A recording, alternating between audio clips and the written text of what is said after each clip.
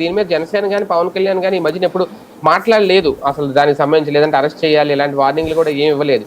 అంటే చట్టం తన పని తాను చేసుకెళ్ళిపోతుందా, లేదంటే ఒక లిస్ట్ ప్రకారం మొత్తం ప్రీ ప్లాన్డ్ గా ఈ అరెస్టులు జరుగుతున్నాయా, ఎలా చూడాలి? చట్టం తన పని తాను చేసుకెళ్ళేది ఏమి ఉండదు. చట్టం పని చేసేది మనం చెప్తే చేస్తుంది, లేకపోతే మూడు పడుకుంటుంది అంతే. ఇది 2 రోజుల క్రితం కేసు రిజిస్టర్ చేశారట. అంటే అర్థం ఏంటి, వాళ్ళ శ్రేణుల వైపు నుంచి ఉన్న ఒత్తిడికి ఇప్పుడు నిన్న వాళ్ళ పేపర్లో వచ్చింది ఏంటిది, 2 రోజుల క్రితం అక్కడ ఓబులవారిపల్లి స్టేషన్ దగ్గర కేసు నమోదైంది. ఆయన ఇప్పుడు మాట్లాడితే ఇప్పుడు కేసు పెట్టారంటే ఒక అర్థం ఉంది.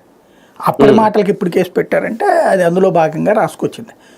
అదే మొత్తం ఇప్పటిదాకా వేధింపులు అనేటటువంటిది వైఎస్ఆర్ కాంగ్రెస్ పార్టీ వాళ్ళ వేధింపులు తెలుగుదేశాన్ని ఇబ్బంది పెట్టినటువంటి వాళ్ళని, లేదా తెలుగుదేశం నాయకుల్ని నిందించిన వాళ్ళను, దూషించిన వాళ్ళను, లేకపోతే తెలుగుదేశానికి థ్రెట్ అయిన వాళ్ళని చేసుకుంటూ వచ్చారు ఇప్పటిదాకా.